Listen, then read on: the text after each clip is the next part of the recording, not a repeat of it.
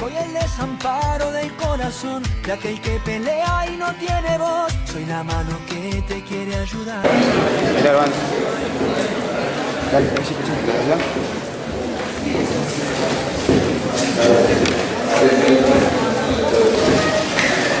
Vamos a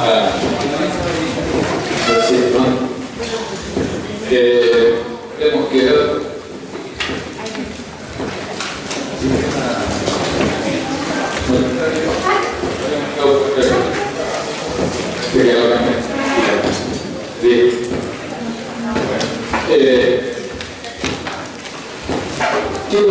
comentario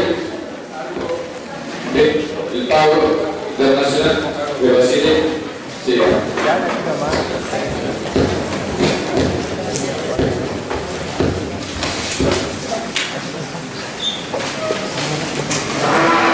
Hablaremos más fuerte. El Banco Internacional de Pago de Basilea, que les había dicho que había sido creado en el año 30, bueno, el propósito del Banco Internacional es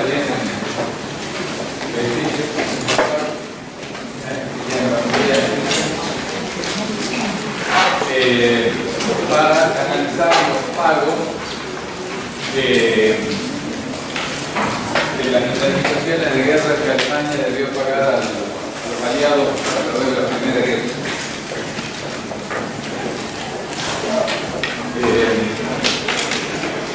Pero en realidad después se constituyó, vamos a ver lo que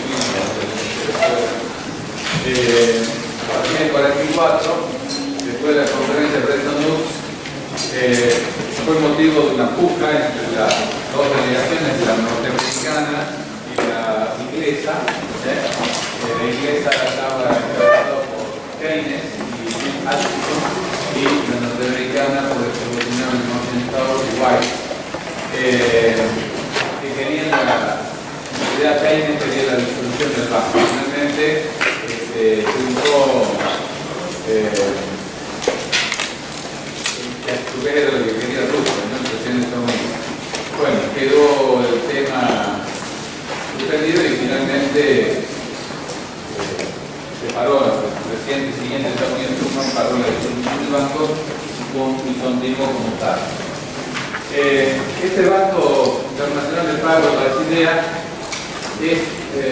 trata de ser predecible y transparente las políticas monetarias de los principales 60 bancos centrales del mundo. Y básicamente dos cuestiones centrales. Uno, la adecuación del capital, lo que en el sistema bancario se llama requisito de capitales mínimos, que en la Argentina no existe. Cada banco tiene que cumplir esos requisitos que establece el Banco Central, que tiene que darle solvencia y liquidez al sistema. Y los requisitos de reservas, que tienen que ver con la liquidez, en este caso el crédito internacional, que son reservas de divisas, para que no se vea afectado precisamente esa liquidez. Bueno, en realidad ese banco es una cooperativa, porque cada uno de los bancos principales tiene derecho a un voto, y hasta el 2000 tenía socios privados, o sea, los bancos privados ya desde el 2000 son únicamente bancos centrales. Su activo total es 212.000 T. Recuerdan que ya hablamos de que eran los derechos especiales de Kilo, que era una moneda de cuenta del Fondo Monetario Internacional. Tienen también depósitos, pero no son tan importantes. Son importantes, son 153 millones frente al total de activos. Bueno, en esta Banco Internacional de Internacional de Pago de Basilea dicta, como le decía, normas se llaman normas prudenciales.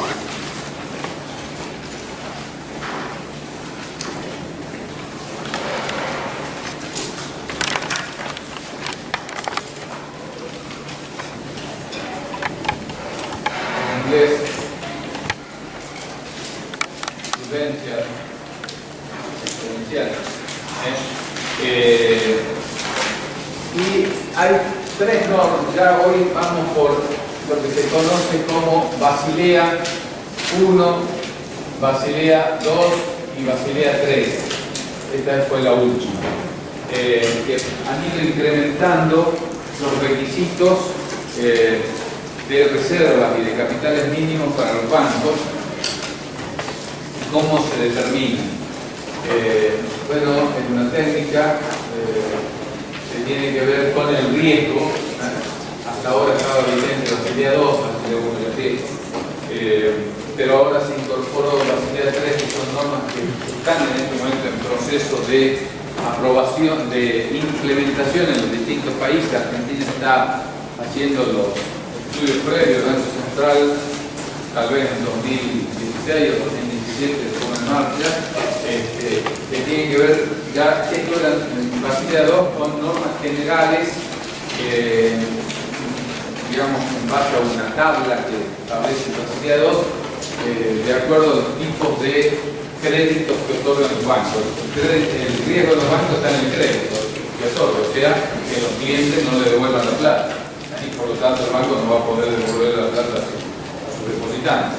Entonces las normas de Basilea 2 tienen normas que están basadas en los tipos de depósito, de préstamos que tienen los bancos, y frente a cada uno de esos hay porcentajes que establece, hay una fórmula algo compleja para establecer el capital propio que tiene que tener el banco, y que también ha ido el porcentaje, se aumentó, que era del 8, pasó al 10%, y ahora en Basilea 3 ya no se trabaja con esos grandes agregados de tipos de préstamos, o sea, por ejemplo, préstamos al comercio, préstamos a la industria, préstamos por tarjetas, préstamos personales, que es lo que se trabaja con Basilea 2, sino que trabaja con la cartera de crédito, crédito por crédito, o sea, los miles, millones de créditos, miles que tiene cada banco, tiene que analizarse el riesgo de cada crédito y luego hay un proceso, por supuesto, de cómputo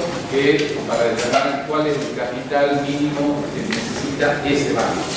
De forma tal que si hay bancos que tienen carteras más riesgosas, van a tener que aumentar su capital propio para resguardarse de eventuales solvencia de los clientes. Bueno, ese es el proceso que se está. Si usted un día, algunos de ustedes se dedican a trabajar en entidades financieras, por lo menos ahora sepan que existen estas normas de Basilea 1, 2, 3,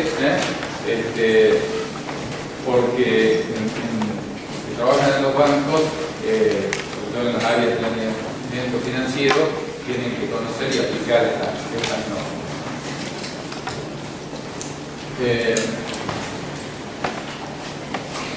Bueno, con esto terminamos lo que es digamos,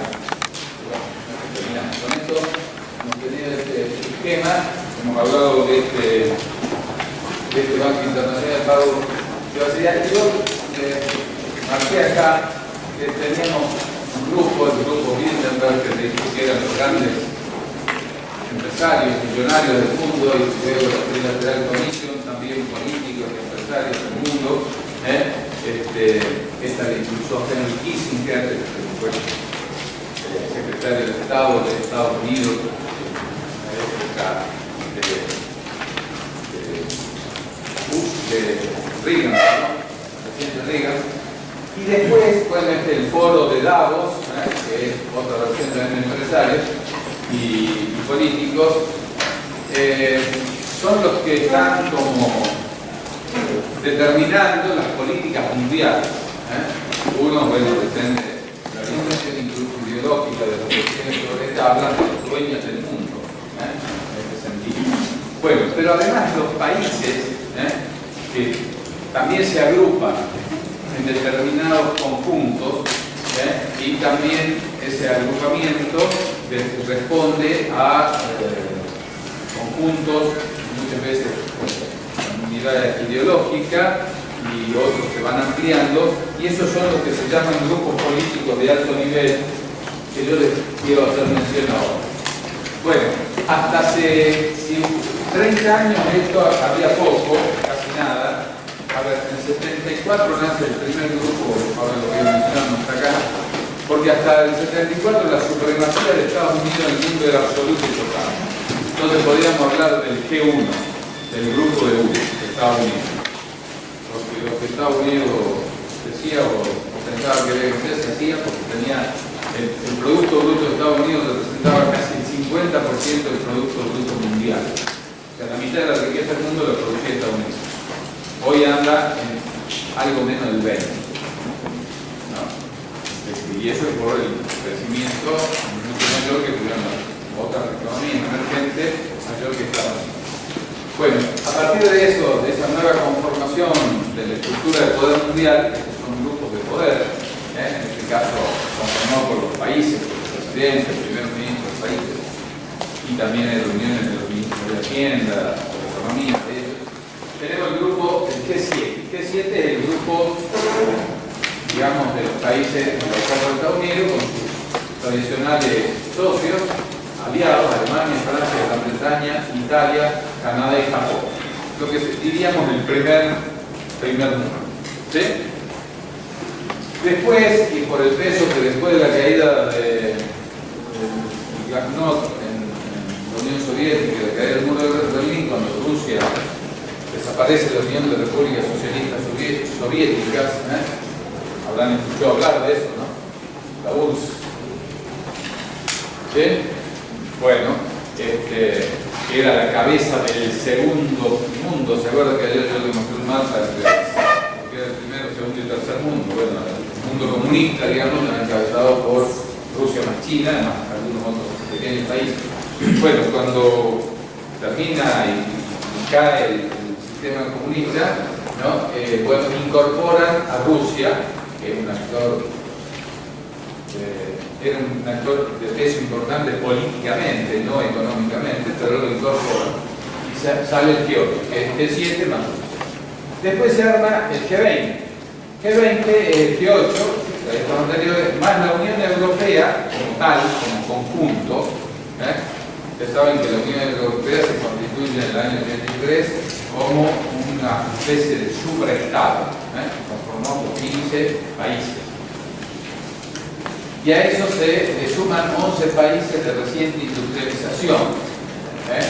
¿Quiénes son? Los BRICS, que a su vez están acá, constituyen un grupo aparte, ¿no? Que BRICS viene de Brasil, Rusia, India, China y Sudáfrica, ¿no? Bueno, por supuesto Rusia no va 2 veces, cada una sola, ¿no? No manda 2 delegados, digamos. Arabia Saudita, acá estamos nosotros, Australia, Corea del Sur, Indonesia, México y Turquía. Los 2 países de América que están acá, 3 Corea del Sur, Argentina, México y Brasil. Bueno, estos son, permanentemente se reúnen en el mundo, y si bien es cierto, tratan a veces también, de hecho, tratan temas políticos que tienen que ver sobre todo con los conflictos, la guerra y demás. El punto central son los temas económicos. Entonces, bueno, nuestra presidenta ha asistido a algunos de estos eventos del G20 en los años recientes. Bueno, ahí está el naranja, el G7, con el G7, esto, Nueva Zelanda, Rusia, la solita acá, el otro. G5, hay otro G5, bueno, que es un poco los BRICS, ¿no? Medio entreverado, porque no son los BRICS exactamente. Brasil, Rusia, aparte por eso está acá, China, India, Sudáfrica. Y está agregado ahí en ese grupo los 5 meses. Y después el G20 sin los G8, o sea, sin Rusia y los G7. Otros son los propios. Bueno, estos son, digamos, podríamos decir los países que de alguna manera cuentan políticamente con poder en el mundo. Hay otros que también tienen cierto peso, no cierto chiquitos, pero por ejemplo Vietnam es una economía emergente importante. Acá está Indonesia, pero también está Singapur, otro país muy importante últimamente. España, tampoco venir a menos, pero tiene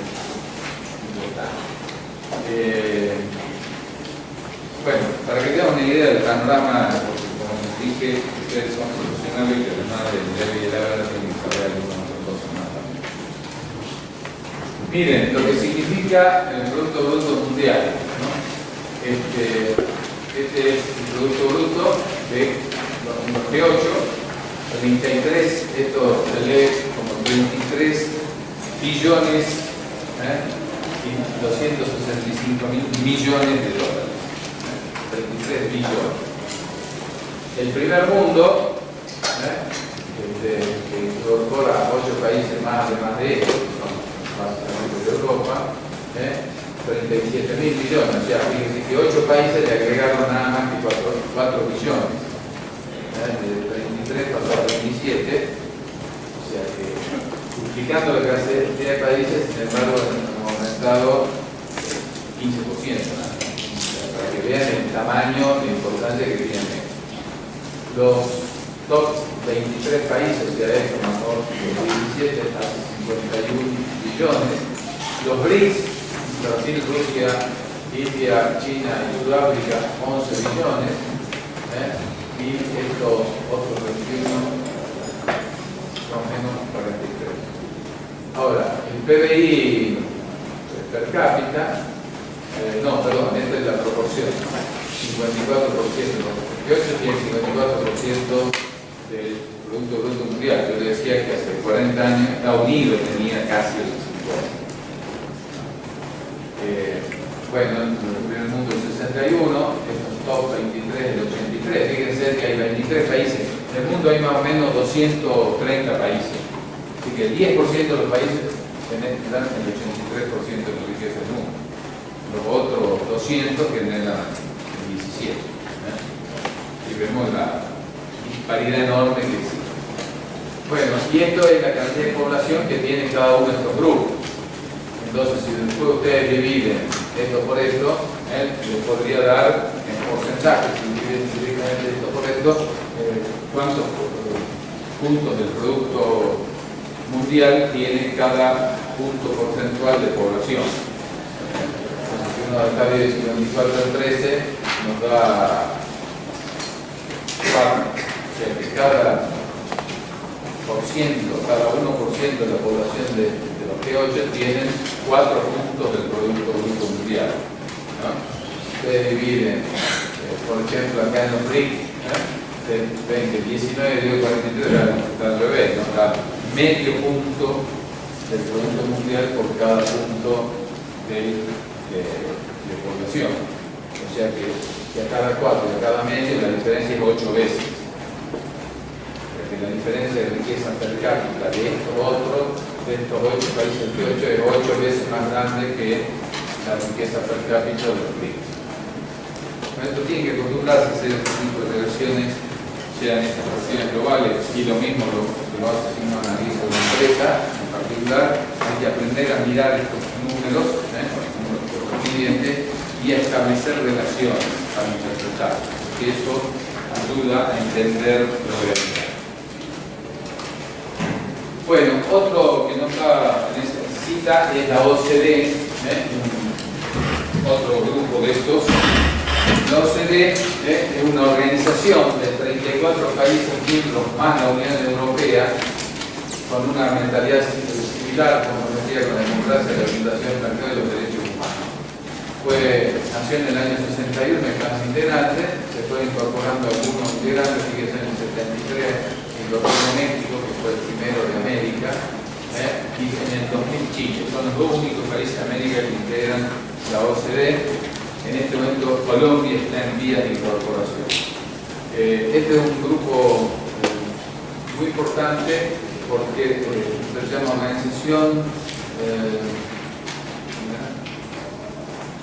para el Desarrollo Económico, Organización para la cooperación y el desarrollo económico. Esas son las iniciales, que tienen sede en Europa, y es un muy importante centro de estudios y productora de numerosísimos documentos de distintos tipos de investigaciones, producción estadística muy importante a nivel mundial y de cada país. se puede consultar, si quieren OECD, van a ir a la página de OECD y van a ver lo que hay. Tienen temas tanto globales como particulares. Por ejemplo, uno de los aspectos que toca y que nosotros sería interesante desarrollarlo, que es el tema del emprendedorismo, ¿no? O sea, de la generación de nuevas pequeñas empresas. Yo tuve la suerte hace 3 años, en el 2012, yo presenté un trabajo en un seminario que hay de la OCDE que se hace en Trento, en Italia, en el norte de Italia, sobre desarrollo local, específicamente, que es uno de los ámbitos que trabajan ellos mucho. Y bueno, en ese evento que se hace todos los años, este año es la 5ª edición, yo diría la segunda, se presentan y bueno, seleccionan trabajo y después hay un Summer School, una escuela de verano de 10 días ahí, en donde todos los seleccionados, los trabajos seleccionados se los presenta y además se discute y se reciben además conferencias de especialistas sobre el tema del desarrollo local. Bueno, tuve la suerte de 3 años de estar ahí 10 días. Realmente, bueno, va mucha gente de América Latina, van los italianos particularmente, que son una serie de sector de desarrollo local de la OCDE, que está ahí en Trento, en Italia, y iban casi de todos los países de América Latina, donde se presentaban, y particularmente desde Colombia, porque Colombia está en este proceso de incorporación, además de una universidad de Colombia que se llama EAFIT, que es una universidad de Medellín, muy importante, patrocinan también ese encuentro, entonces ellos tienen más justo, digamos. Y realmente una experiencia muy rica. Yo ahora estoy impulsando a un ex alumno acá, egresado nuestro, para ver si se presenta este año, a ver si logramos llevar. Vamos a ver, ojalá. Bueno, hay que tratar de insertarse, porque se puede aprender mucho. Profesor, acá en la facultad se hace algo muy parecido en el programa Martí Ascen, que también se trabaja con ideas de desarrollo local. Obviamente, no con tanta importancia de lo que está diciendo, pero acá en la provincia. Sí, conozco. El programa Martí Ascen es un programa en realidad nacional, ¿no?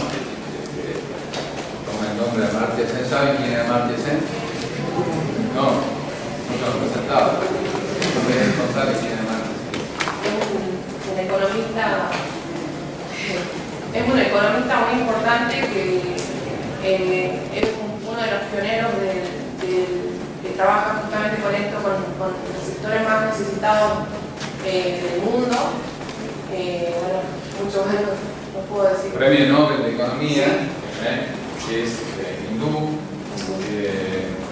y trabaja en Argentina, quien tomó ese programa a través de la Universidad de Buenos Aires, es Bernardo Christopher, que ha sido profesor mío ya desde ese tiempo en Venezuela, lo conozco desde entonces, y bueno, se armó un programa a nivel de todas las universidades nacionales. Acá hay un programa de Martí Ascen, que hay una cátedra libre sobre eso, en donde todos los años se brinda, siempre hay 10, 15 alumnos que hacen ese curso, que es interesante, interesados en el tema de desarrollo local particularmente. Interesante tomar esa formación. Después le preguntan a ella, que ya la debe haber hecho. Sí. Después preguntar más. Bueno, estos son los miembros del Fondo Monetario, estos son los dos edificios de Washington del Fondo Monetario. Esta es la cantidad de cómo ha ido creciendo el número de países miembros, están marcados acá en el mapa. Ustedes ven prácticamente todo el mundo, acá hay 188. O sea que, porque hay muchos países de los 230, yo le digo, que son islitas, islotes, chiquititos, así que son países, ¿no? Y bueno, entonces suman el número, pero en realidad, como ustedes ven, está prácticamente todo el planificio digital, ¿no?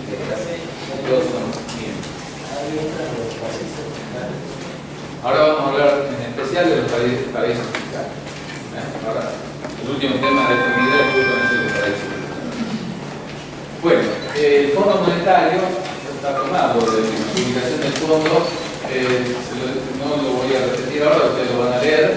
Esto es un informe ya viejo de 2000, pero no importa, pero fíjense que todo el sistema financiero venía mucho antes de la crisis tratando de reformarse y reforzarse. Fíjense, en consecuencia la comunidad internacional se ha movilizado para reforzar la arquitectura del sistema financiero. La arquitectura comprende las instituciones, los mercados y la práctica. Y hay una definición de la arquitectura del sistema. Conseguir un sistema financiero más fuerte y estable. Bueno, esto es el informe como de avance que hacía el FMI en ese momento de los bloques, que calidad y apertura de información económica, implementación de código de buenas prácticas, creación de líneas de crédito contingente para prestar a evitar crisis. Porque el Fondo Monetario siempre estaba después de la crisis. Los países caían en crisis de balance de pago, no tenían fondos, tenían que devaluar, producía procesos de recesión porque no había que importar mercadería y demás. Entonces después venía el plan de facilidad extendida que se llamaba del Fondo Monetario, que le daba un préstamo al país.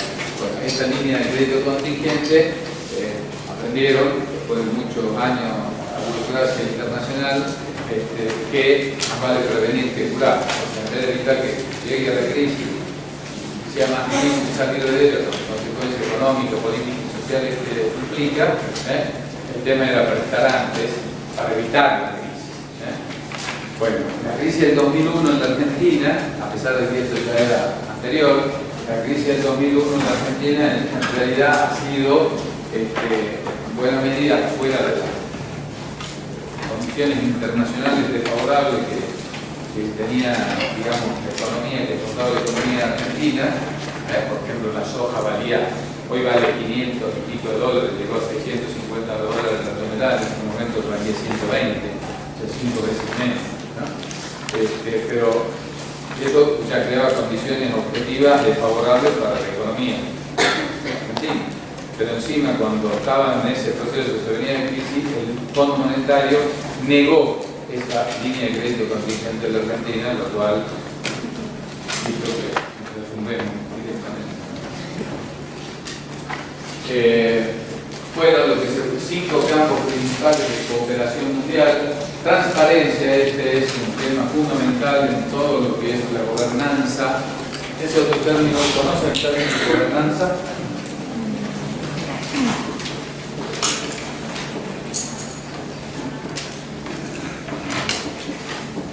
¿Conocen? No. Bueno. Entonces los términos son básicos, digamos.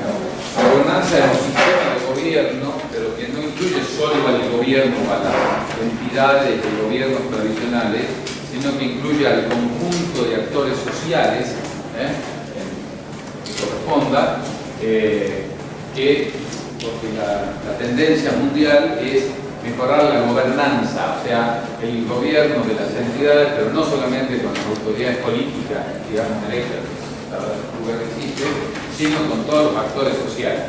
Un poco sigue, digo yo, esa idea que habíamos visto nosotros cuando empezamos las clases, cuando hablamos de los shareholders y los stakeholders, ¿se acuerdan? Los shareholders eran los socios, los accionistas. Los stakeholders eran los demás grupos de interés. Bueno, la gobernanza es como los shareholders serían los accionistas, por lo menos los representantes, los accionistas sería el pueblo, ¿no? Los representantes electos de los accionistas que gobiernan la sociedad.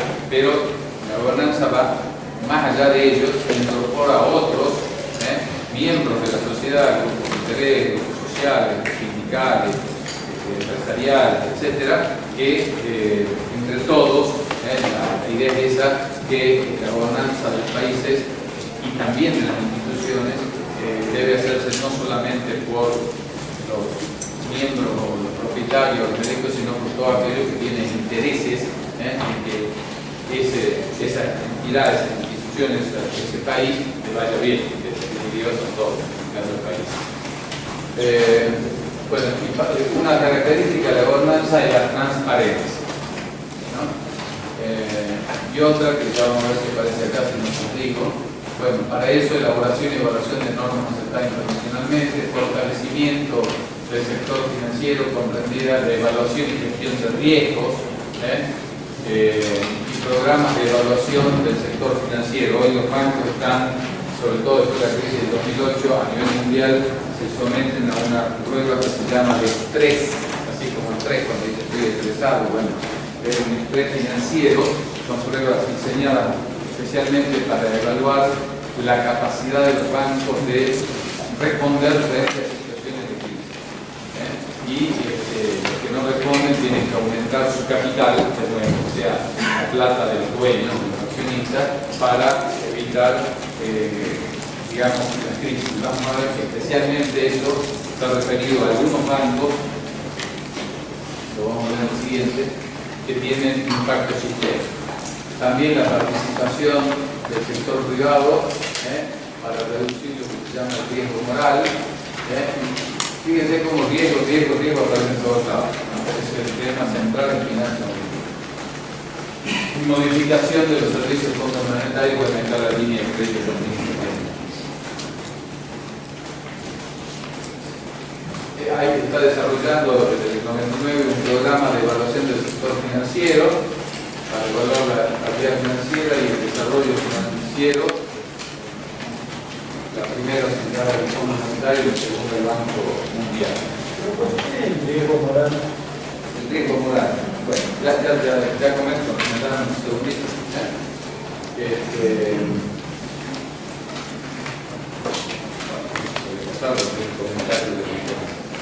Estos son el programa ese de evaluación del sector financiero. Básicamente, eso está copiado textualmente, pero está en inglés, lo está en inglés para que lo practiquen.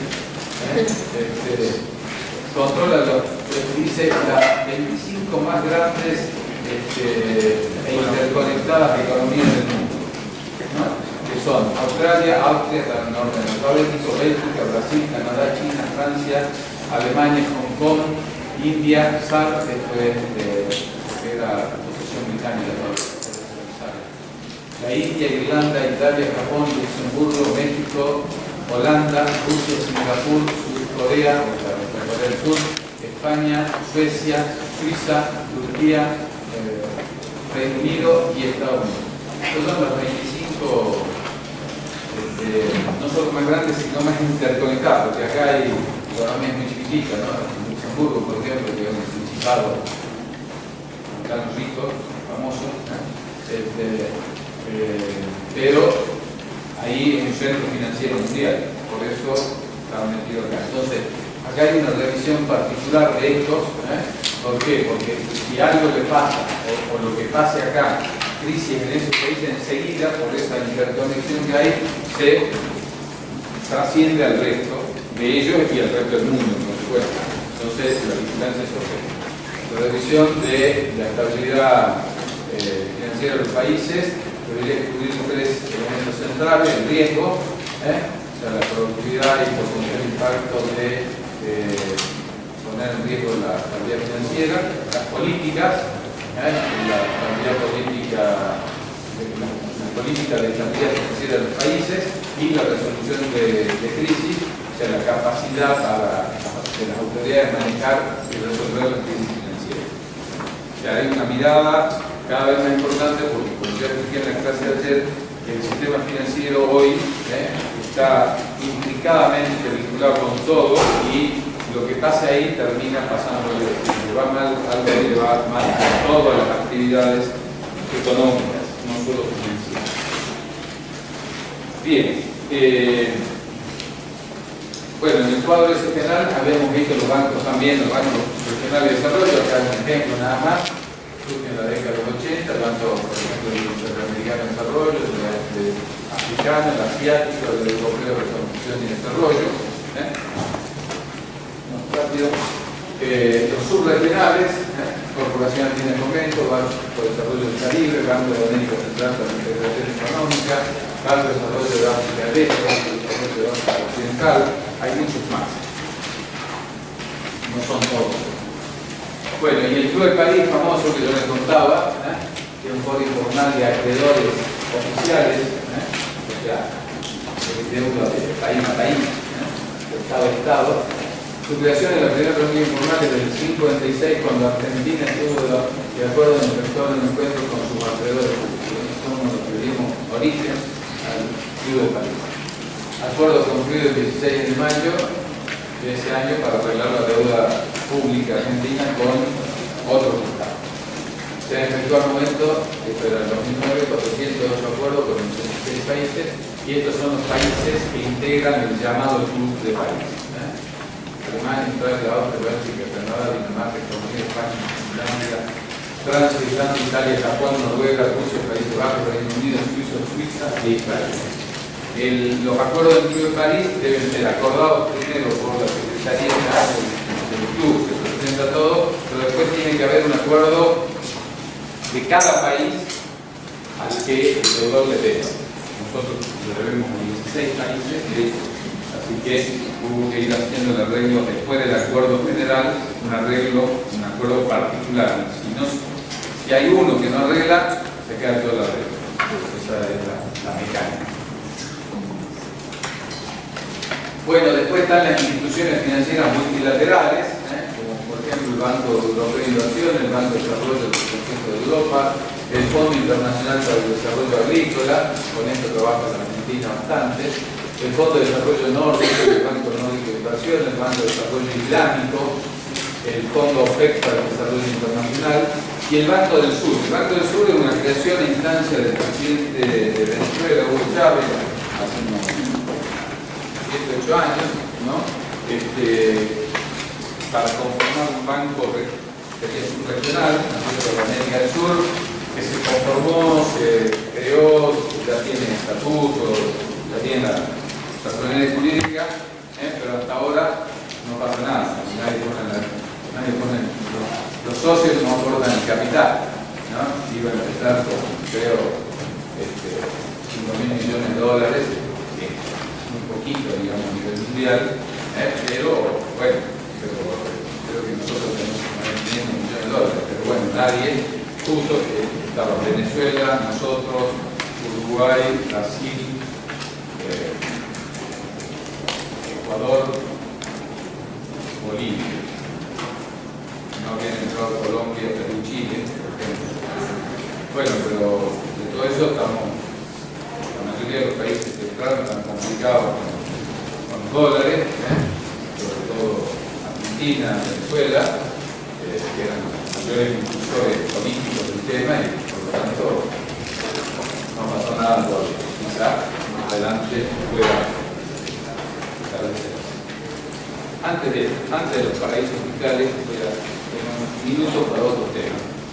Vinculado a esto, que no está acá, pero ya lo voy a colocar, porque este año se creó otra institución muy importante, que es el Banco Asiático de Inversión y Desarrollo.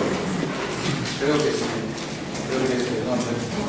Banco Asiático de Inversión y Desarrollo, algo así. Lo crea a instancia de China. China empieza a ser un jugador de peso en el concierto mundial y es como un nuevo banco mundial. Se pone al lado como para hacerle competencia al Banco Mundial para el desarrollo de creación de infraestructura en Asia, ¿no? Bueno, ahí hay una tensión bastante grande entre Estados Unidos y sus principales aliados, o sea, los países europeos, visto el G7, porque Estados Unidos no apoyaba, no quería que China invitó a otros países que se sumen a ser socios de este banco, donde el principal aportante es China, 50% de capital con China. Estados Unidos presionaba para que los otros no se unan, pero ya se unieron Alemania, Inglaterra, Francia, Italia y 30 países más. Con lo cual, digamos, bueno, incluso hay una gran discusión intelectual en Estados Unidos si había que unirse o no. Y a propósito de esto, hoy les subí algunos artículos de la página, que lo lean. El multilateralismo en Asia se llama, un artículo de Joseph Stiglitz, premio Nobel de Economía. Están todos problema. Viendo esos artículos, son artículos de una página, 2 páginas, ¿no? Pero nos ponen al tanto de lo que está ocurriendo en el mundo, y recuerden que todo eso va para el control de lectura, que va a ser el sábado. Entonces ya le dije el control banquero. ¿No dijo? No digo yo. Control de lectura el sábado, por la web. Así que lean. Va a ser de la unidad 1, no de esta, sino de la unidad anterior. Después vamos a hacer también de cada unidad. ¿Cómo? ¿Perdón? De los artículos y un poco de las clases. Ya voy a subir también, probablemente hoy o mañana nos subamos la piscina de la unidad. Bueno, o sea que este es un tema. Y hay otro también, que en la reunión de hace 3 meses, creo que fue en Sao Paulo, en Brasil, se creó también un banco de desarrollo, también impulsado por China, pero como, digamos, no de bagaje, sino que la idea es que sea mundial. Eso sí es efectivamente un banco mundial. Está en los inicios, pero ya hubo un acuerdo previo de creación, liderado por China. Esto para que veamos por dónde va el mundo y las finanzas, las grandes finanzas del mundo. Bien, antes de entrar a eso, el riesgo moral, que es lo que estaban recién. El riesgo moral es un tema, una de las, digamos, de las cuestiones de la moderna teoría financiera de los últimos 30 años. Se llama en inglés, se llama moral hazard.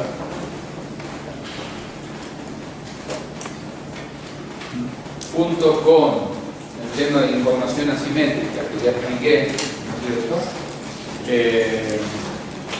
Probablemente 2 de los temas centrales conceptuales de las finanzas modernas.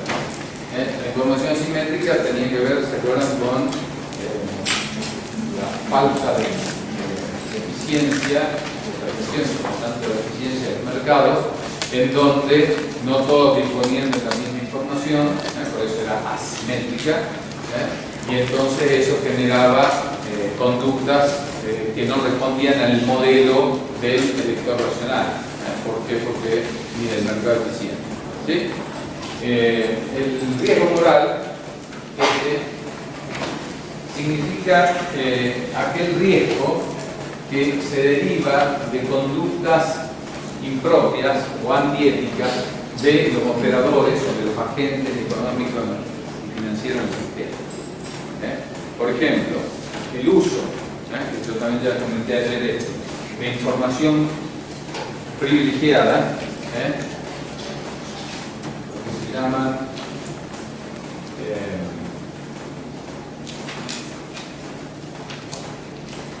insider information. Después de esto van a ver en inglés directo. Insider information es información de adentro. ¿Sí? Estos son los que tienen información de adentro. Outsiders serían los de afuera.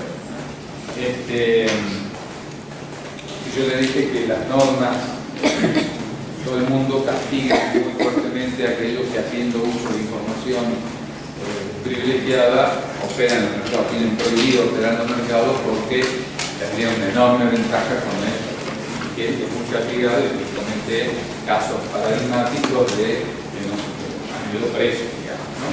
Bueno, eso porque esta es una conducta, si se la lleva adelante, antiética, y eso genera un daño moral, entonces el riesgo moral. Entonces el riesgo moral es el riesgo derivado de conductas antiéticas. Una de las más significativas es la del uso de información privilegiada. Es bastante común, a pesar de que está prohibido, efectivamente, pero es bastante común. Y es bastante común en todo el mundo y en las grandes corporaciones pasa mucho. Por ejemplo, otra cuestión del riesgo moral bastante común es la corrupción y el pago de coimas. Bueno, las grandes corporaciones tienen códigos de conducta muy estrictos, pero así todo hacen grandes negocios vía coima. Y por ejemplo, los alemanes son muy estrictos, sin embargo, nosotros en la Argentina hemos tenido casos, ¿cierto?, de grandes negocios hechos con el Estado nacional de tendencias, con muy importantes empresas alemanas, y que terminaron confesando la coima, después lo echaban a los ejecutivos que habían hecho eso, incluso procesaron, están presos en Alemania, acá no hay nadie. Porque para que haya coima son dos partes, uno que recibe y uno que da. Bueno, allá en estos casos, un caso paradigmático, la coima Siemens Banco Nación, en los 90, que finalmente Siemens confesó que la implementación de un nuevo sistema informático en el Banco Nación por alrededor de, no me recuerdo, 200 millones de dólares. Bueno, finalmente Siemens hizo su investigación interna, porque estas cosas no son que lo decide como política de la empresa. La política de la empresa es que no, pero siempre hay un gerente, como tiene bastante libertad de acción y sobre todo cuando son grandes corporaciones expandiendo al mundo, tienen mucha libertad de acción y de decisión, los gerentes regionales y demás, y con tal, después, ¿por qué? Porque ellos lo juzgan por los resultados, por lo que venden. Entonces, para mostrar que, bueno, hacen un negocio de esto, le va muy bien, los premian, los ascienden, le dan otro puesto, le aumentan el sueldo. Ahora, eso lo deberían hacer sin recurrir a estas malas mañas. Bueno, a veces recurren a las malas mañas cuando se descubre, ¿no es cierto?, la empresa que investigó, por supuesto, los echó, los hizo procesar y están presos en Alemania, con ese caso de coima acá de Siemens Banco Nación. En la Argentina no hay nadie preso y uno de los principales involucrados en ese momento, que era Cataño, apareció colgado en un bosque de Palermo. Otro caso, también con Siemens, es el caso del tema de los DNI, también en los 90, que habían contratado para hacer un nuevo sistema de DNI, que creo que no se hizo, y ahora se cambió en un par de años. También otro caso ahora de los 2000, el caso Skanska, una empresa sueca, los suecos son muy rigurosos también, como todos los sajones, digamos, los nórdicos, pero bueno, acá hubo un tema en donde, es más, llegamos a esta ridiculez, la empresa después de su investigación confesó haber pagado coimas, como una empresa muy grande que cotiza en las principales bolsas del mundo. Las bolsas más importantes son muy rigurosas en esto, como por ejemplo la bolsa de Londres, la bolsa de Nueva York. Presentó su informe, confesión, porque si eso le descubre, una cosa es ir y confesar y otra cosa es que le descubran. Si le descubren, lo hubiesen podido hasta suspender en la cotización en la bolsa y hasta expulsarlo, lo cual hubiese sido catastrófico para la empresa. Entonces los tipos que hacen, prefieren, no, investigamos, vamos y decimos, confesamos. Nosotros tuvimos prácticas nucleares, que se llaman, ¿no es cierto? Y hemos pagado coimas en la Argentina para tal cosa, en Canca. Bueno, la empresa confesó, dijo, sí, salió plata de mi caja para pagarle a funcionarios argentinos, y acá el juez que entendía la causa sobreseyó la causa porque dijo que no había ningún elemento. Bueno, en fin, pero bueno, todo esto está asociado al concepto de riesgo moral. ¿Está entendido? Bueno, último punto de esta punto de la unidad, los paraísos fiscales. Paraísos fiscales, que ustedes habrán escuchado nombrar, seguramente por eso se dice algún detallecito un poco mayor, porque ya no están en los libros, tampoco lo van a ver de acá directamente. En los libros no está eso. ¿Qué es un paraíso fiscal? Es un país que exime del pago de impuestos a los inversores extranjeros que mantengan cuentas bancarias o constituyan sociedades,